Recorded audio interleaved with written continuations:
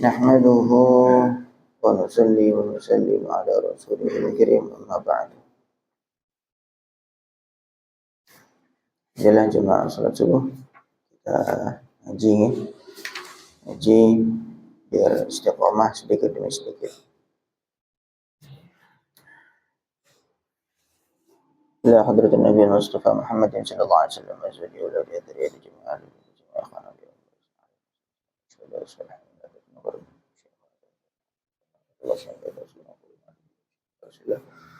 wa ila Syekh Zainuddin Al-Malibari wa ila Allahumma salli fi darain.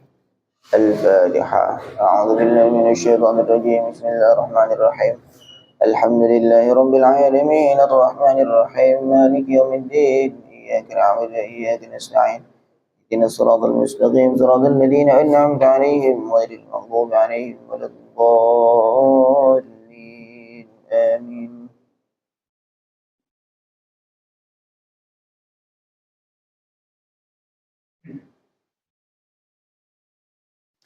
Bismillahirrahmanirrahim. Babul miyah. Kemarin terakhir kita bahas tentang taharah, ya, syarat salat, syarat sahnya salat. Di antaranya adalah suci dari hadas dan suci dari najis. Nah, kemudian ada dalam tentu dari syarat pertama yaitu suci dari hadas atau suci dari najis, itu ada wasail dan ada maqasid, ada wasilah perantara. Bagaimana untuk bersuci dari hadas, bagaimana untuk bersuci dari najis? Nah, maka perantaranya adalah ada air, ada debu, ada batu untuk proses kegiatannya. Sedangkan kegiatannya itu namanya wudu, namanya mandi, ada namanya tayammum. Maka sekarang kita berbicara dulu tentang wasilahnya, tentang airnya yang bisa digunakan untuk bersuci. Babul miyahi, bab tentang macam-macam air. Tanqasimu, terbagi al-miyahu, air. Min haitsu salahiyatuha lit-taharati amla, dilihat dari sisi kelayaannya untuk taharah. Boleh apa enggak untuk taharah. Ila khamsati aqsamin, terbagi kepada 5 macam atau 5 tingkatan. Pertama, al-ma'ul mutlaq alladzi lam yukrah isti'maluhu. Pertama, air mutlak yang tidak makruh untuk digunakan. Digunakan tidak makruh. Yang kedua, al-ma'ul mutlaq alladzi yukrahu isti'maluhu. Tadi tingkatan pertama tuh. Tingkatan pertama air yang mutlak, yang bersih, yang pokoknya air dan tidak makruh digunakan. Nah, sekarang al-ma'ul mutlaqul ladzi yukrahu isti'maluhu. Yang kedua, air mutlak juga tetapi penggunaannya itu makruh. Penggunaannya makruh. Nanti akan dijelaskan satu persatu. Itu tingkatan kedua. Tingkatan ketiga, al-ma'ul ladzi yafsudu bil isti'mal. Air yang sudah pernah dipakai untuk kegiatan bersuci, taharah. Baik itu bersuci dari hadas atau bersuci dari najis. Ya, air itu airnya air mutlak juga, tetapi dia sudah pernah dipakai. Nah, kemudian yang keempat, tingkatan yang keempat, al-ma'ul ladzi yafsudu bima yukhalituhu minat tahirat. Air yang rusak sebab bercampur dengan benda suci yang lain. Maksudnya rusak itu sudah nggak bisa dipakai lagi, nggak bisa dipakai untuk bersuci lagi. Air suci tetapi nggak bisa dipakai untuk bersuci karena kecampur dengan benda suci yang lain. Contoh misalkan kecampur dengan kopi, air kecampur dengan kopi suci. Tapi begitu sudah kecampur, sudah lagi nggak bisa dipakai untuk bersuci. Yang kelima, al-ma'ul ladzi yafsudu bi mulaqatin najasah. Yang kelima adalah air yang rusak artinya rusak, tidak lagi bisa dipakai untuk bersuci sebab bercampur dengan najis. Fal awwalani tasihhu bihima taharatu. Dua pertama tadi, air yang mutlak tadi, tasihhu bihima at-taharatu, sah kegiatan toharoh menggunakan air yang dua tadi. Yang pertama air mutlak yang tidak makruh, yang kedua air mutlak yang makruh. Masih boleh dipakai, tapi hukumnya makruh kalau yang kedua itu. Li'annahuma, karena dua pertama tadi tahirani mutahhirani, suci dan mensucikan, bisa digunakan untuk bersuci. Wa tsalitsu warabi'u, kemudian yang ketiga dan keempat yaitu air yang sudah pernah dipakai dan juga air yang sudah kecampur dengan benda suci yang lain. La tasihhu, tidak sah, bihima, dengan menggunakan air yang kedua, yang ketiga dan keempat itu, at-taharatu, bersuci, kegiatan bersuci, kegiatan taharah. Lakin, tetapi ya juzu isti'maluhuma, boleh menggunakan air yang macam ketiga dan keempat itu fi ghairiha, pada selain taharah. Li'annahuma, karena air itu, air yang ketiga dan keempat itu tahirani, suci, dua-duanya suci, ghairu mutahhiran, tetapi tidak mensucikan. Untuk penggunaan yang lain boleh, air kopi buat diminum, tetapi tidak digunakan untuk kegiatan taharah atau bersuci. Atau air yang sudah digunakan, bahasanya air mustakmal. Nah, itu untuk hal-hal yang lain boleh, tetapi tidak digunakan untuk taharah, bersuci di dalam konteks menghilangkan hadas ataupun najis. Wal khamisu, kemudian yang kelima, la yajuzu isti'maluhu fi taharati, tidak boleh digunakan untuk bersuci. Yang kelima, yang sudah terkena dengan najis, tercampur dengan najis, itu air macam kelima. Wala fi ghairiha, dan juga tidak boleh digunakan selain bersuci juga. Illa fi mastuthniya, kecuali hal-hal yang dikecualikan.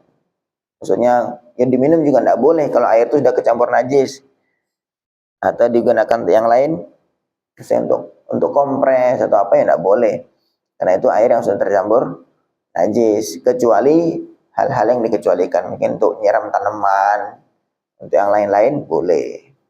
Li'annahu, karena air yang kelima ini ma'un mutanajjisun, adalah air yang najis. Ya, untuk konsumsi itu tidak boleh, maksudnya untuk masuk ke badan. Begitu juga tidak boleh digunakan untuk bersuci. Faslun, sekarang baru pembahasan sedikit-sedikit terperinci. Fil ma'il mutlaqi, tentang air mutlak. Al ma'ul mutlaqu, apa sih air mutlak itu? Huwa ma yaqau alaihi ismul ma'i bila qaidin aslan, yaitu air yang terjadi padanya nama air tanpa ikatan tertentu. Pokoknya kita katakan ini air gitu, tanpa ikatan yang lazim. Lazim itu misalnya nggak terpisah. Kayak misalkan air udah kecampur dengan kopi, maka kita nggak bisa katakan ini air. Nggak. Ada sematan nama yang nempel terus kepada dia, maka kita mengatakan ini kopi. Gitu. Kalau air mutlak itu air ya kau alaihi ismul ma' bila qaidin aslan. Dia tidak terikat dengan nama tertentu. Wa in tarasyaha min bukharil ma', walaupun air itu bercucuran, min bukharil ma' dari uap air, at-tahurul maghli, yang suci yang mendidih, au istahlaka fihil khalitu, atau larut di dalam air itu, al khalitu, larutan yang lain. Jadi pokoknya kalau masih dikatakan air itu air yang mutlak, air yang tidak terikat dengan nama tertentu, maka itu namanya air mutlak. Au biqayyidin, atau dengan dengan ikatan, dengan nama tertentu, bimuwafaqatil waqi', yang sesuai dengan kejadian. Ai qaidin ghairi lazimin, maksudnya ikatan itu tidak tertentu, maksudnya bukan tidak tertentu, tidak terus menerus. Fal awwalu, maka contoh yang pertama. Jadi gini, air mutlak itu apa sih?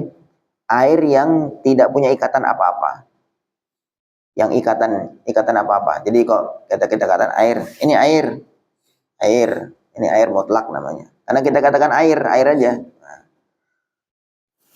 Atau dia punya ikatan nama lain, sambungan nama lain, tetapi tidak lazim. Tidak lazim itu maksudnya tidak terus menerus itu namanya. Kalau air kopi kan mau kita pindah kemanapun ya tetap air kopi. Kopi namanya.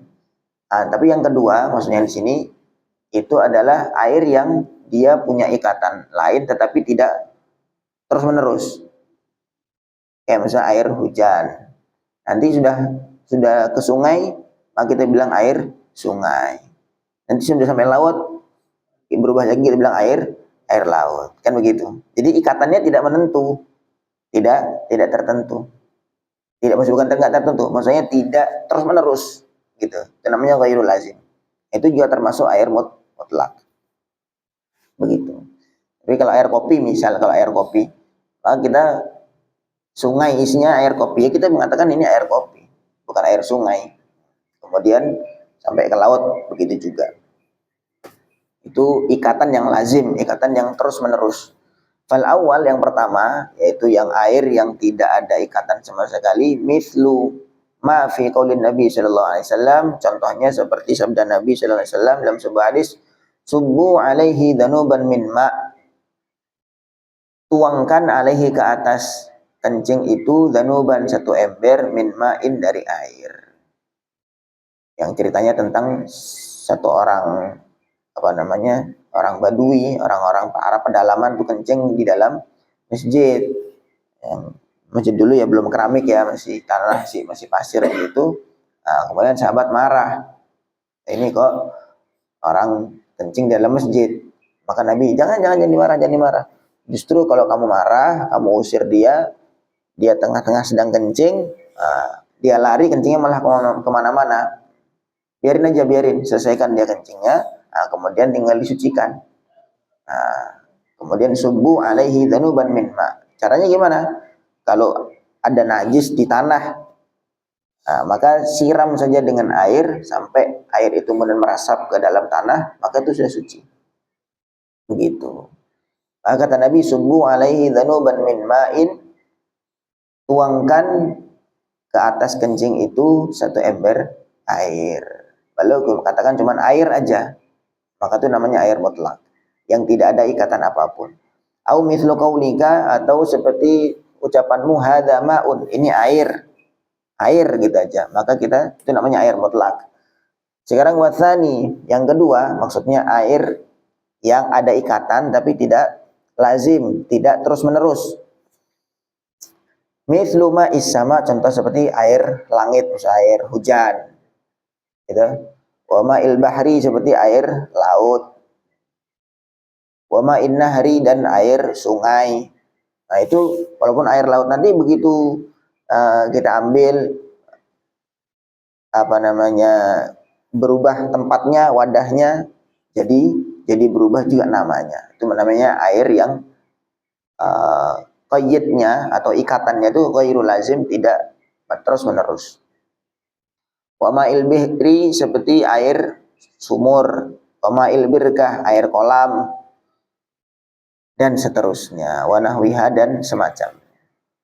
Fahasilu ma dzukira, ringkasnya dari yang sudah dijelaskan tadi, anna kullama nazala minas sama, bahwasanya air apapun yang turun dari langit, au naba'a minal ardi, atau bersumber dari bumi, ala ayyi sifatin kana, dengan sifat seperti apapun, min aurihin aw launin min aslil khilqah, misalkan air hujan misalnya warnanya merah, atau air sungai warnanya coklat misal, fahuwa maka itu semua ma'un mutlakun, ada air mutlak. Ringkasnya kalau itu asli turun dari langit kemudian bersumber dari bumi, bagaimanapun sifatnya, bagaimanapun dia warnanya, baunya dan seterusnya, maka itu namanya air mutlak. Air mutlak. Wa kharaja bima dzukira, terkecuali dari yang sudah disebutkan tadi, ma la yuzkaru illa muqayyadan. Air yang dia nggak disebutkan kecuali mesti diikat dengan namanya. Maksudnya dia ada ikatan yang terus-menerus nempel.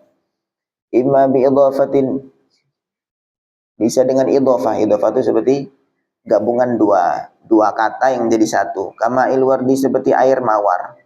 Air mawar. Wama inna rojil, dan air kelapa. Air kelapa, air dengan kelapa. Itu kan dua kata yang berbeda ya. Kemudian ketika digabung air kelapa maka jadi satu. Air kelapa menjadi satu. Itu namanya idhofah. Apa namanya?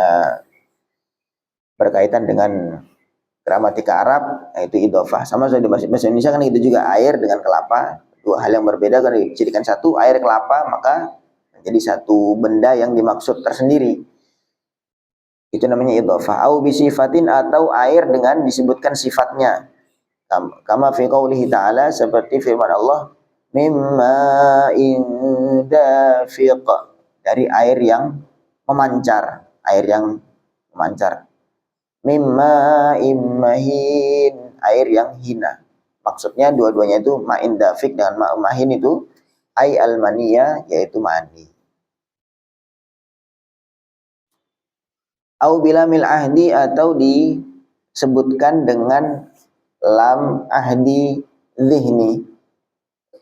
Ada alif lam namanya ahdi zihni.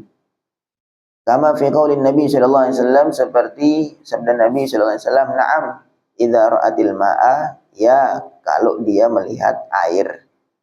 Ai al-maniyah, maksudnya mani. Jadi di dalam bahasa Arab itu ada alif lam, di antara fungsinya itu adalah untuk memberitahu hal ini tanpa dikasih tahu secara jelas.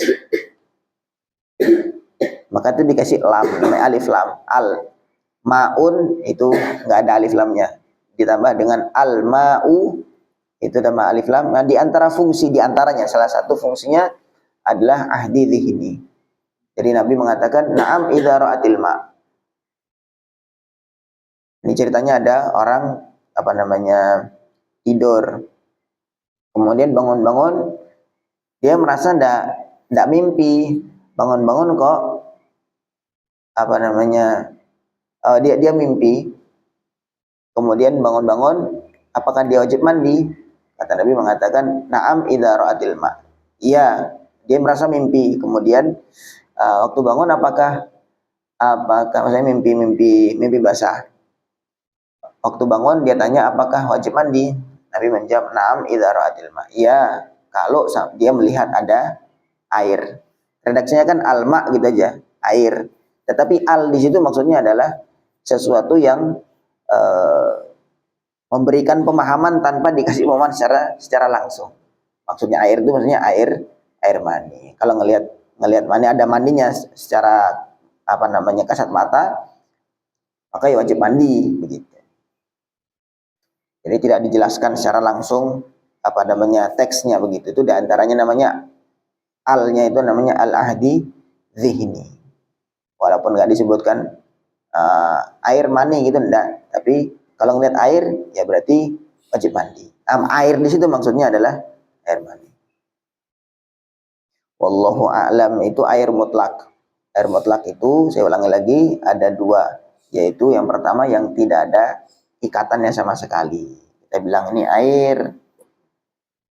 Itu kemudian yang kedua adalah atau ada ikatannya tapi ghairu lazim, tidak terus-menerus menempel pada air itu. Gampangannya dia ketika dia dari langit, kita katakan air hujan. Kemudian sudah sampai di sungai, kita bilang air sungai. Bukan, wah ini air hujan yang ngalir. Tidak juga, tapi kita kan air sungai. Begitu udah pindah ke laut, air laut. di danau, air hujannya tadi dari air kita bilang katanya air hujan, begitu sampai ke danau kita katakan air danau dan seterusnya. Sehingga dia berubah-ubah namanya. Nah, itu namanya air mutlak. Nah, kemudian ringkasnya, air apapun itu dari langit atau bersumber dari bumi, dengan sifat seperti apapun, maka itu dikatakan air mutlak. Airnya hitam misalkan dari langit, tapi airnya hitam, maka itu air mutlak dan boleh untuk bersuci. Wallahu a'lam. Ada yang bertanya nih? Ini sedikit. Oke, monggo. Umpamanya kita ambil air wudhu di kamar mandi, kita sedang mandi, belum berhanduk dan belum berpakaian, sah nggak wudhunya itu?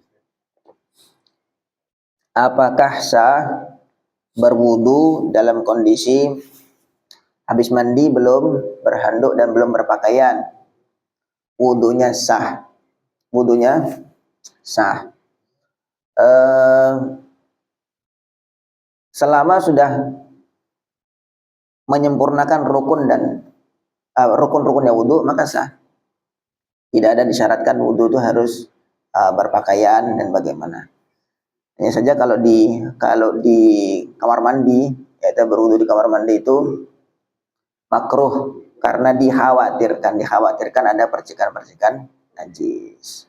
Ada percikan najis. Dan akan kita buang air kecil dan seterusnya itu makruh kalau di kamar mandi atau di tempat buang air kecil. Tapi asalkan sempurna syarat rukunnya, niatnya, semua basuhan-basuhannya sempurna, maka sah wudunya. Ada lagi? Oke. Wudu di dalam kolam tapi tidak terpakai, tidak langsung masuk ke kolam. Nyebur. Ya. Wudu dengan cara nyebur itu juga boleh, sah, dan tidak disyaratkan tertib. Tidak disyaratkan tertib itu maksudnya berurutan. Berurutannya itu sudah otomatis. Asalkan dia memang niatnya itu waktu berendam ya. Seseorang dia masuk ke dalam kolam, begitu nyelam 2 detik aja, 2 detik atau 3 detik. Nah, kemudian dia niat wudu. Nawaitul wudu alirafil hadasil akbar, ada hadasil asghar lillahi ta'ala. Kemudian naik. Maka itu sudah sah wudunya. Nah, itu udah pakai pakaian. Iya, boleh. Tidak pakai pakaian asalkan airnya suci. Asalnya suci. Satu lagi. Oke. Wudu di air kelapa enggak? Air bambu. Biasanya bambu itu mengeluarkan air. Rasanya persis sama air. Persis sama air kelapa. Nah, maka itu nanti air bambu itu perlu bisa diperjelas ya. Air bambu itu air yang meresap dari hujan atau memang bambu itu yang mengeluarkan air. Kalau kelapa itu kan bukan resapan dari air hujan ya.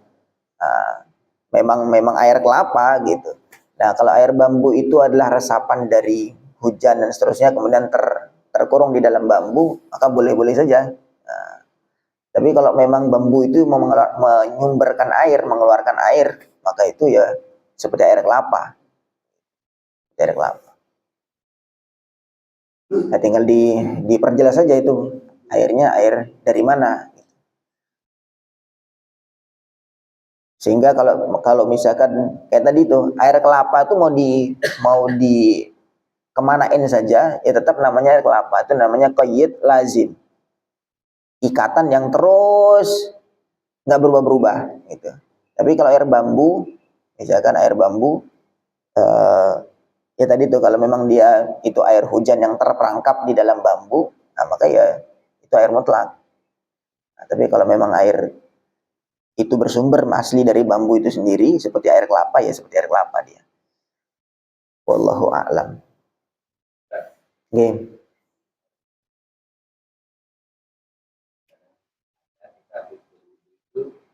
Air yang bekas kita basuhkan itu mengenai tangan kita lagi, terus kita Baik, air mustakmal. Air mustakmal itu adalah air yang sudah dipakai untuk bersuci yang wajib. Bersuci yang wajib. Maka kalau ada kata-kata itu, kita punya pengecualian. Kalau air yang digunakan untuk bersuci yang tidak wajib, maka itu tidak mustakmal. Contoh misalkan yang wajib itu bagaimana? Yang wajib itu misalkan basuhan pertama. Basuhan pertama pada wajah. Basuhan pertama pada wajah, ketika sudah wajah itu sudah sempurna, terbasuh semua, maka air yang netes itu adalah namanya air mustakmal. Nah, kemudian basuhan kedua, karena sudah sempurna dibasuh semua, maka itu sudah nggak wajib lagi. Itu basuhan yang sunnah. Sehingga air yang netes dari basuhan kedua dan ketiga, kalau basuhan pertama dengan catatan kalau basuhan pertama sudah sempurna ya, nah, maka untuk basuhan kedua dan ketiga itu tidak lagi dikatakan mustakmal. Nah, kemudian gimana kalau air mustakmal itu netes? Nah, air mustakmal itu netes. Itu begini saja.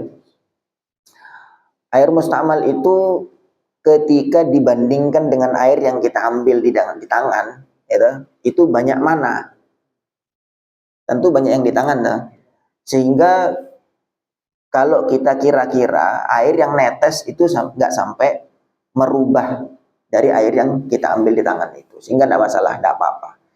Ini memang konteksnya kalau misal air mustakmal itu terkumpul sampai 1 gayung, nah, baru kita pakai untuk bersucinya, itu yang bermasalah gitu. Tapi kalau tetesan-tetesan itu masih oke lah, masih nggak apa-apa. Di air mustakmal itu memang apa ya, langka begitulah bahasanya, begitu langka. Dia setelah dipakai untuk bersuci, dan itu pun yang wajib pula. Kalau bersucinya itu bersuci yang tidak wajib, maka tidak dikatakan sebagai air mustakmal. Kemudian ketika yang netes-netes itu ya sudah ukurannya, kecuali kalau tetesannya itu memang betul-betul kita tadahin begini sampai terkumpul baru pakai lagi, ya itu namanya. Nah.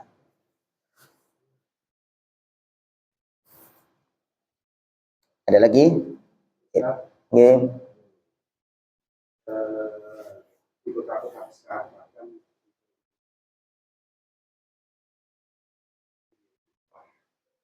air yang diolah itu air yang asal muasalnya air yang tercampur dari berbagai sumber, bahkan ada najis juga diolah sehingga keluarannya adalah air yang menurut sifat dan jenisnya sama dengan air biasa.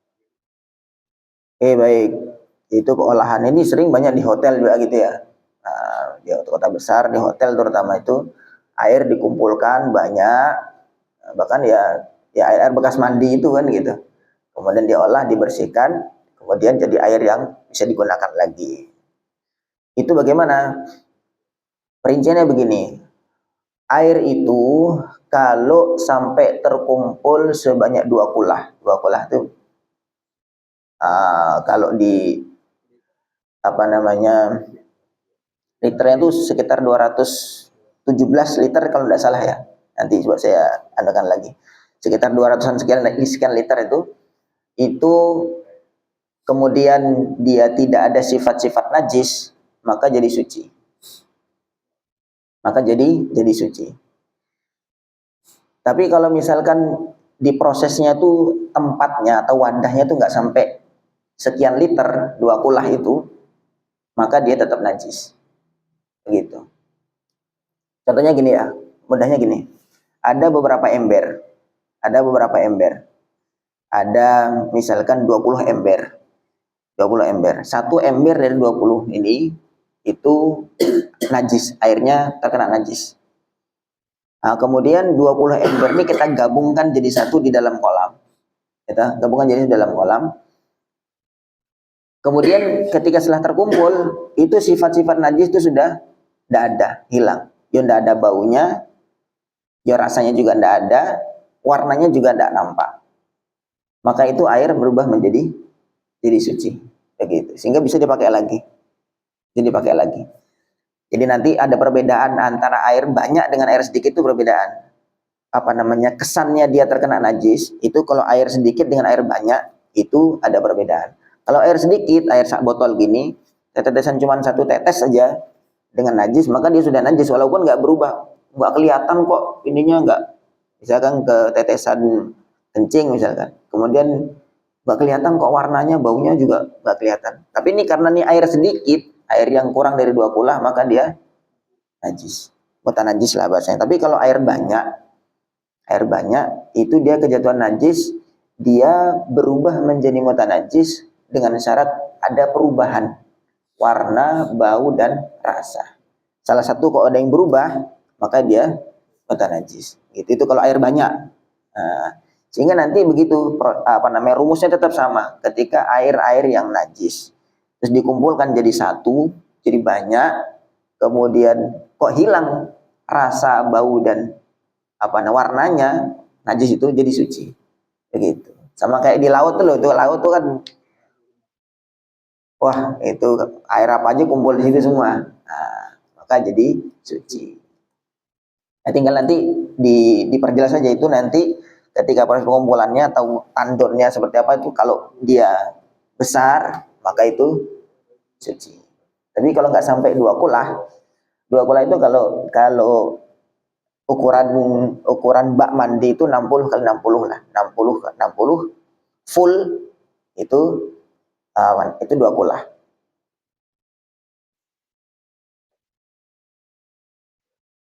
Bisa dipahami ya jawabannya? Nah, itu banyak memang, itu pernah dibahas, sering dibahas tuh di basul masail. Biasanya memang hotel-hotel itu biasanya begitu. Mereka mengolah kembali air yang sudah digunakan itu bisa jadi air bersih lagi.